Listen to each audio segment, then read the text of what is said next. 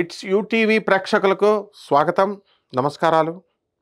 మనము ఈ వీడియోలో ఈ 2026 సంవత్సరంలో ద్వాదశ రాశుల వారికి అందరికీ కూడా ఏ విధంగా ఉండబోతోంది అనేది ప్రొఫెసర్ డాక్టర్ మొలపూడి సత్యనారాయణమూర్తిని నేను మీకు తెలియజేస్తున్నాను. 2026 సంవత్సరం నూతన సంవత్సర శుభాకాంక్షలు మన ప్రేక్షకులందరికీ కూడా.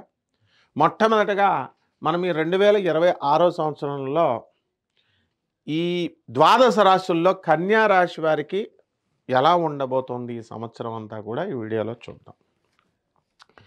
కన్యా రాశికి అన్నిట్లకెల్లా మొత్తం 12 రాశుల్లో లబ్ధి పొందేటటువంటి రాశి ఈ రాశి అన్నమాట. అంటే ఫస్ట్ ర్యాంక్ వచ్చింది. దానికి కారణం ఈ గురుడు మే 14, 2026 సంవత్సరం నుంచి కర్కాటక రాశిలోకి వెరీ స్ట్రాంగ్గా లాభస్థానంలోకి వచ్చేస్తున్నాడు. అదనమాట. అంటే గురుడు ఇక ఏ రాశికి లాభస్థానంలోకి రాడు, ఓన్లీ కన్యా రాశికి. కాబట్టి ఏమవుతుందండి, కన్యా రాశి వాళ్ళకి పెళ్ళిళ్ళ కోసం ఎన్నో సంవత్సరాలుగా వెయిట్ చేస్తున్నటువంటి వాళ్ళు టపి అని అయిపోతాయి పెళ్ళిళ్ళు. పిల్లలు పుట్టట్లేదండి, నేను ఐవీఎఫ్ సెంటర్లు, ఈ డాక్టర్ల చుట్టూ ఆయుర్వేద మందులు ఆ ఊర్లో ఇస్తున్నారు, ఈ ఊర్లో ఇస్తున్నారని చెప్పేసి మేకల్లాగా అన్నీ వాడి క్వాలిఫైడ్ డాక్టరా కాదా చూడరు, వెళ్ళి వాడు ఇచ్చే అన్నీ వేసేసుకుంటున్నారు కదా. అటువంటి విద్యావంతులకు కూడా అందరికీ కూడా ఈ సంతానం కలుగుతుంది. 2 పెళ్ళిళ్ళు అయిపోతాయి, సంతానం. ఇల్లులు కొందామండి అని చాలా కాలం నుంచి మేము డబ్బు ఉందండి ఎతుకుతున్నామండి కానీ కుదరడం లేదండి అనేటటువంటి వీళ్ళకి బ్రహ్మాండంగా ఇల్లులు కూడా వీళ్ళకి సెట్ అయిపోతాయి. ఇకపోతే ఇది ఎప్పటి నుంచి జరుగుతుందండి, మే 14, 2026 సంవత్సరం నుంచి. అంతవరకు కూడా వీళ్ళకి కేంద్రంలో ఉన్నటువంటి గురుడు, ఈ కేంద్రంలో ఉన్నటువంటి గురుడు మే 14 వరకు కూడా ఏం చేస్తాడు, డాంబికమైనటువంటి ఆచారాన్ని ఇస్తాడు, సృజనాత్మకమైనటువంటి ఆలోచనలు ఇస్తాడు. ఆ తర్వాత గొప్పగా పీరియడ్ అనేటటువంటిది శుభాలు చేస్తాడు. అంటే కంటిన్యూస్ 2000 జనవరి నుంచి 2026 నుంచి జనవరి నుంచి డిసెంబర్ వరకు కూడా కంటిన్యూస్గా లాభం పొందేటటువంటి రాశి కన్యా రాశి అన్నమాట.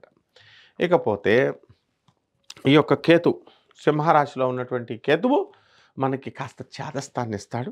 కానీ విదేశాలకు వెళ్ళేటటువంటి ఆ యొక్క ఏర్పాట్లు, అదేవిధంగా ఇతర రాష్ట్రాలకి వెళ్ళేటటువంటి ఏర్పాట్లు ఇవన్నీ కూడా ఉంటాయి.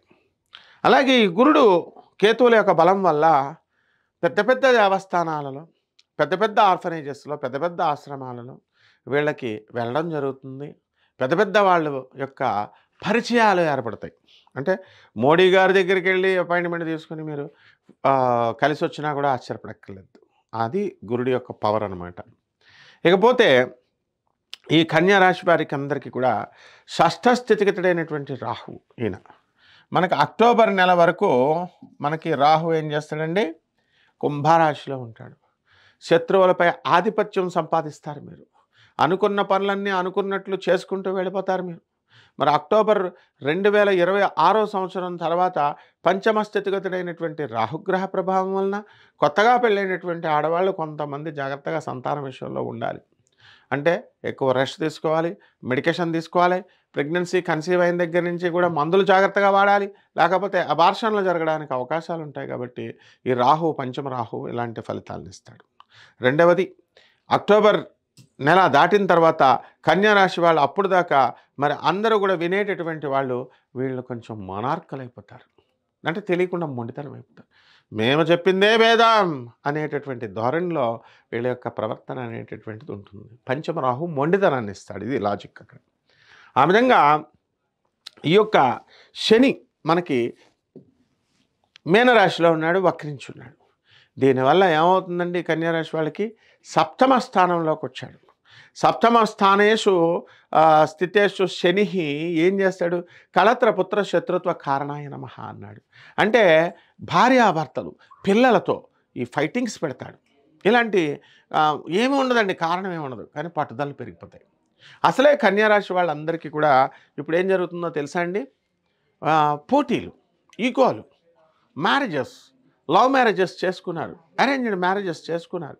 చేసుకున్న తర్వాత వీళ్ళు కాపరాల్లో చేసుకుంటున్నారు. కానీ ఏదో తెలియనటువంటి కారణాల వల్ల వీళ్ళు విడిపోవడాలు, లేకపోతే ఎక్కువ కోర్టు కేసుల్లో ఉండడాలు, అలాగే ఈ యొక్క భర్త ఒక దేశంలో ఉంటే భార్య వేరే దేశంలో ఉండడం, ఉద్యోగరీత్యా అవనియండి, లేకపోతే ఈగోల వల్ల అవనియండి. భర్త ఒక స్టేట్లో ఉంటే ఢిల్లీలో ఉంటే భార్య హైదరాబాద్లో ఉండడం, ఇద్దరు భార్యాభర్తలు ఇద్దరు హైదరాబాద్లో ఉంటే వేరే వేరే ఇళ్లల్లో ఉండడం, ఒకే ఇంట్లో ఉంటే వేరే వేరే గదుల్లో ఉండడము, ఈ రకంగా మనకి జరుగుతుందండి. కాబట్టి ఈ యొక్క ఇదంతా కూడా శని ప్రభావం అన్నమాట. కాబట్టి ఇలాగా మనం కనుక తీసుకున్నట్లయితే 2026 సంవత్సరంలో ఇక్కడ ఒక శుక్ర గతులను కూడా మనం గమనించినప్పుడు మనకి ఆగస్ట్ నెలలో మీరు జాక్పాట్ కొట్టబోతున్నారు ముఖ్యంగా. అలాగే ఈ యొక్క రవి గ్రహాన్ని బట్టి మనం తీసుకున్నప్పుడు మనకి మే నెలలో అద్భుతమైనటువంటి అదృష్టం కలిసి వస్తుంది. అంటే కాంట్రాక్ట్స్ చేసేటటువంటి వాళ్ళు గవర్నమెంట్ కాంట్రాక్ట్స్ రైల్వేస్లో చేస్తారు, ఇరిగేషన్లో, బిల్డింగ్, ఇలా R&Bలో, ఇలా రకరకాల డిపార్ట్మెంట్స్లో చేస్తారు, స్టేట్ ఆర్ సెంట్రల్లో. ఓకే, సెంట్రల్ గవర్నమెంట్ వాళ్ళకి బిల్లులు వస్తున్నాయి అనుకోండి, ఇంకా స్టేట్ గవర్నమెంట్ పని పూర్తి చేసాం కానీ బిల్స్ రావట్లేదండి, శాంక్షన్ అవ్వట్లేదండి అని బాధపడేటటువంటి వాళ్ళందరికీ కూడా వీళ్ళకి బిల్స్ శాంక్షన్ అవ్వడానికి అవకాశాలు ఉన్నాయి. అదేవిధంగా ఈ రాశి వారికి అందరికీ కూడా మనము రాజకీయ నాయకులను మనం తీసుకుందాం. రాజకీయ నాయకులను మనం తీసుకున్నప్పుడు వీళ్ళకి ఇప్పుడు వచ్చేటటువంటి ఎలక్షన్లో కూడా ఎవరైతే ఉన్నారో ఈ కన్యా రాశి వాళ్ళు, అటువంటి వాళ్ళకి విజయాలు సాధించడానికి ఎక్కువ అవకాశాలు అనేటటువంటివి ఉన్నాయి. ఉన్నతమైనటువంటి పదవులు పొందడానికి అవకాశాలు ఉన్నాయి. ఇక కార్మికులు, చిన్న చితక ఉద్యోగాలు చేసేటటువంటి వాళ్ళ దగ్గర నుంచి పెద్ద ఉద్యోగాలు చేసేటటువంటి వాళ్ళందరికీ కూడా వీళ్ళకి ప్రమోషన్స్ రావడానికి అవకాశాలు ఉన్నాయి. ప్రైవేట్ ఉద్యోగస్తులను కూడా వీళ్ళందరూ కూడా యాజమాన్యాలు వీళ్ళని గుర్తించడం అనేటటువంటివి జరుగుతాయి. వీళ్ళకి చక్కటి ఇన్సెంటివ్స్, ప్రమోషన్స్, బోనస్లు ఇవన్నీ కూడా ఇవ్వడం అనేటటువంటిది జరుగుతుంది. కాబట్టి ఈ రాశి వారికి అందరికీ కూడా, కన్యా రాశి వారికి చక్కగా వ్యాపారాలు మనం తీసుకున్నప్పుడు, వ్యాపారాలు ఏం వ్యాపారాలండి? బట్టల వ్యాపారాలు, తర్వాత హోటల్ ఇండస్ట్రీ, తర్వాత చక్కగా కిరాణా షాపులు, డిపార్ట్మెంటల్ స్టోర్స్, ఇవన్నీ కూడా బ్రహ్మాండంగా ఉంటాయి. మే 14 లోపల మనకి మీరు అనుకున్నటువంటి పనులన్నీ కూడా సాధించడానికి అవకాశాలు ఉంటాయి. ఆ తర్వాత ఎవరైతే గోల్డ్ షాపులు ఇవన్నీ పెట్టుకుంటారో వాళ్ళకు అధికమైనటువంటి లాభాలు రావడానికి అవకాశాలు ఉన్నాయి.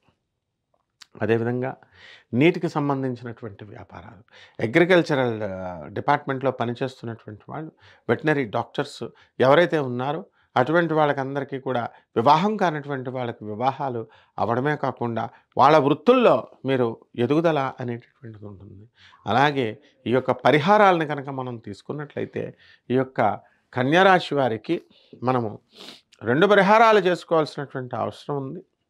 మరి వీళ్ళంతా కూడా అక్టోబర్ లోపు మనం ఏం చేయాలండి అంటే, రాహు జపం చేసుకోండి, రాహు స్తోత్రాలు చదవండి, రాహుకి కిలోంపావు మినుముల్ని, ఆవుపేట రంగు ఉన్నటువంటి వస్తువులను ఇచ్చి పేద బ్రాహ్మణులకి శనివారం నాడు ఉదయం 8 గంటలకి దానం చేసుకోండి.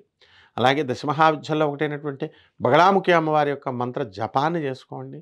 ఈ రకంగా చేసుకోవడం ద్వారా మీరు చక్కగా, అలాగే రావి చెట్టు చుట్టూ ప్రదక్షిణాలు చేస్తూ ఓం రాహవే నమః అంటూ ప్రదక్షిణాలు చేసుకోండి. బ్రహ్మాండంగా ఉంటుంది. శుభమస్తు.